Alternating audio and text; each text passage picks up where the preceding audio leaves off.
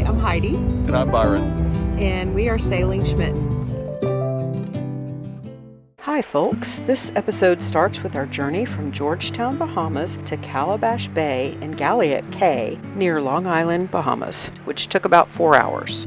We are motor sailing to Calabash Bay in Long Island, Bahamas, and it is so flat.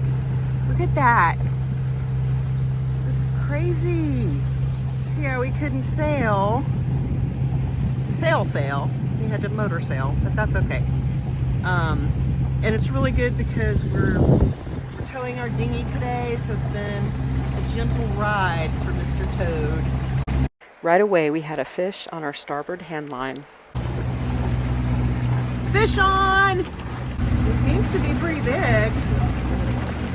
Is it? So it's been on for a while? It looked like it had been on for a month. I think it's a tuna. That's my opinion. Or maybe it's a mahi.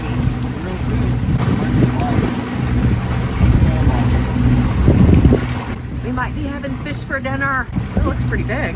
It's not a tuna? It's alive! Fortunately, we're towing the dinghy, and this is not going to be easy to get him on board. Get him around that dinghy. It does look like a mackerel. Oh, it's a barracuda. It is a barracuda. Now we have to decide if we're going to eat this one. This was probably our third barracuda to catch. We are using the same lures that many of our friends have used here to catch mahi and tuna, but we continue to catch barracuda. We're reluctant to eat them because they can carry ciguatoxins. It's a type of food poisoning.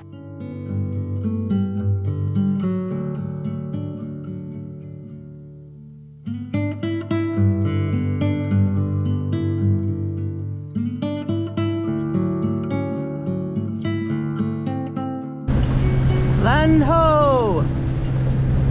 Calabash Bay was a dream.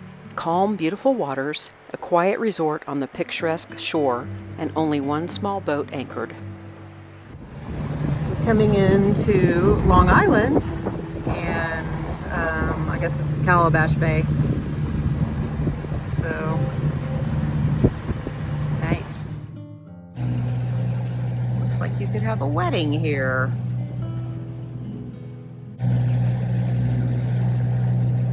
Have a gazebo.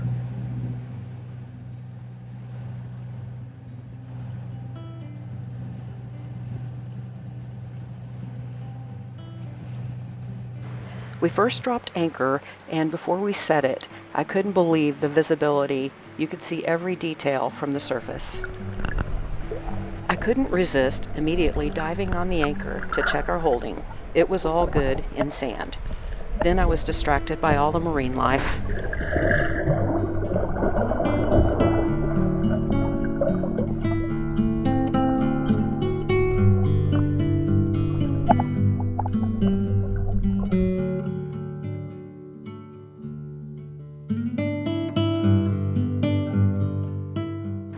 We went to take a look at the gazebo area, but unfortunately it was private property, so we couldn't go ashore there. The Cape Santa Maria Resort looked really nice and was the only other establishment in the area, but we just decided to enjoy the natural part of the bay.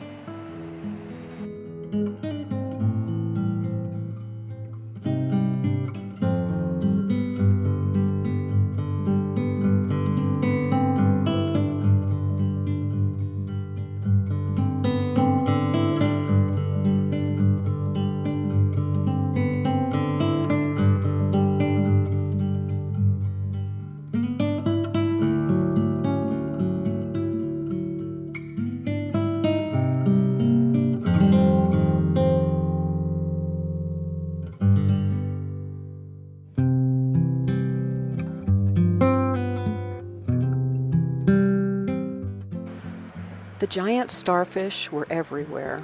The driftwood was a beautiful shade of gray that blended with the limestone. The colors and the quiet were more beauty than I could take in. What I saw simply took my breath away, and it made me cry. So I found my favorite place so far.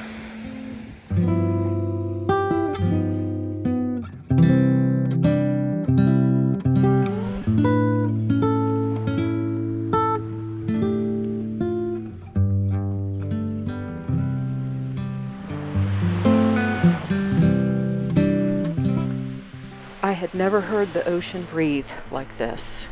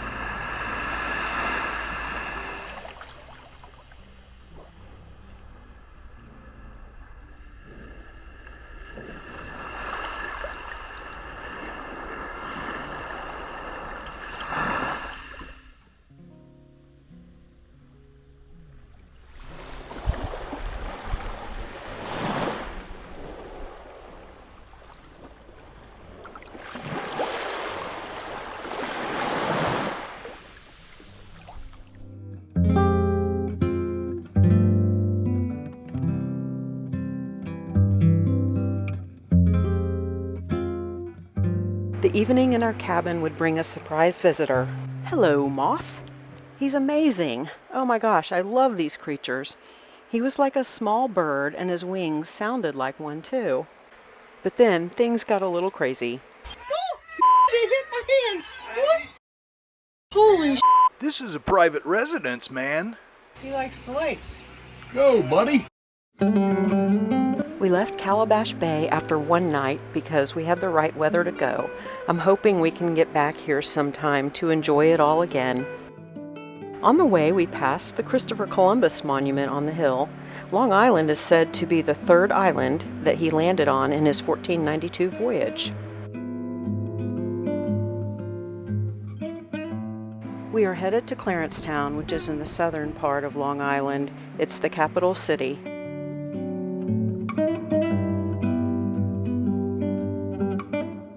Shortly into the journey, we had a fish on again. Fish on. Is he gone? No, he's not. He's still on.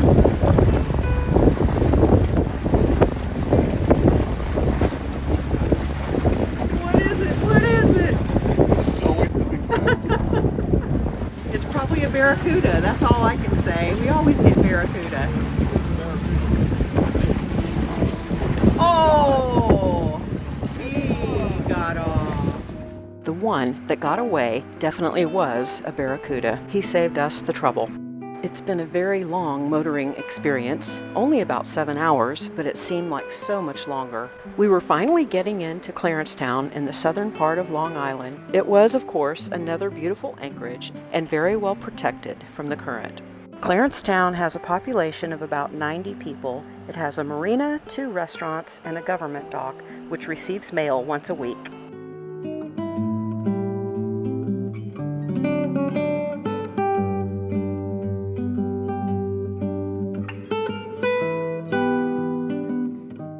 I wanted to hike up to a local lake that was known to have flamingos, so we headed ashore.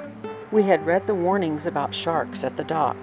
I jokingly called out, "Here, sharky, sharky," and there was a shark. They tend to show up when they hear an engine due to being conditioned by fishermen throwing out their scraps. This is a nice view of this church. Right there. We walked towards the lake and found Skeeta's OK Bar. We got a very cold beer. Skeeta gave us directions to the lake with the flamingos. He said that a lot of times there's up to about 80 flamingos there, but they migrate away. There's one flamingo that never leaves, and they've named him Solo. It was very hot, but we hiked up the road to find Solo.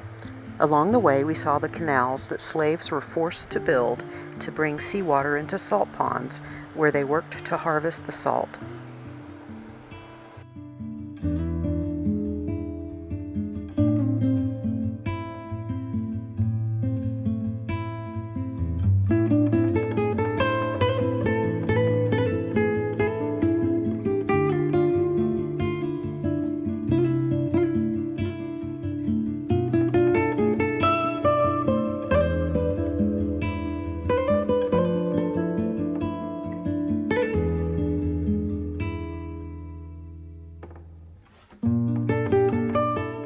This is where we were supposed to find the flamingo, but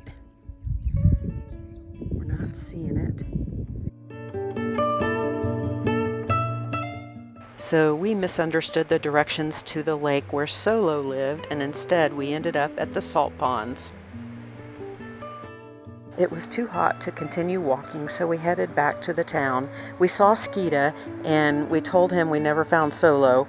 He promised that he would drive us the next day to the right lake. Unfortunately, we had to leave the next day, but that was so nice of him.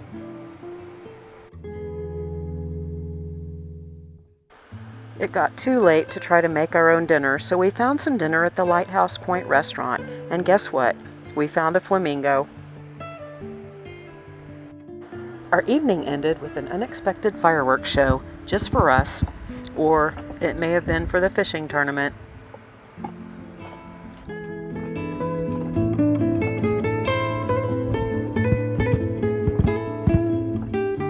It's been about a year since we've marked our chain, and we mark it so we know exactly how much road we're putting out.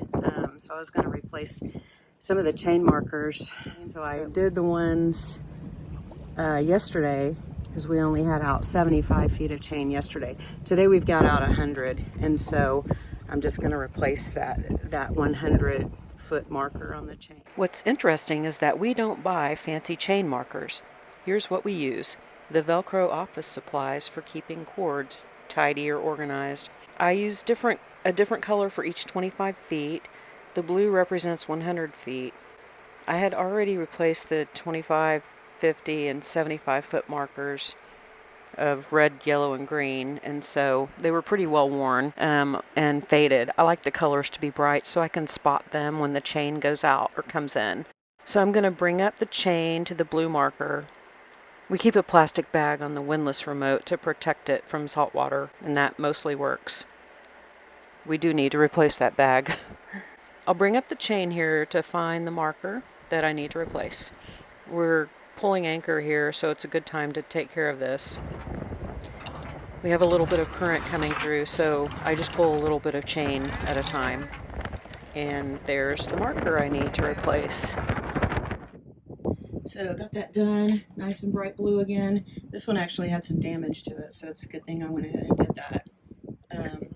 And now I can anchor more successfully again.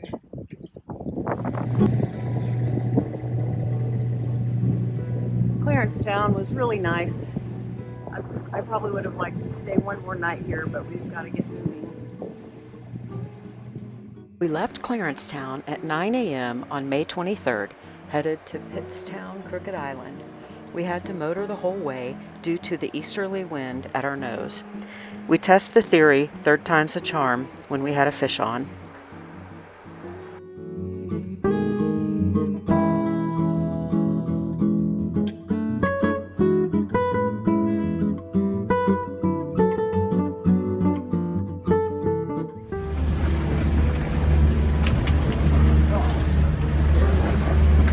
This? Yeah.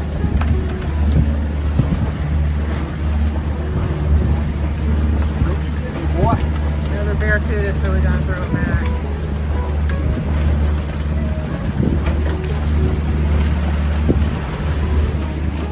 We were excited to finally see the lighthouse at Crooked Island. We only have a few more islands to visit in the Bahamas, and then we'll head to the Turks and Caicos. We've heard they don't have barracuda there.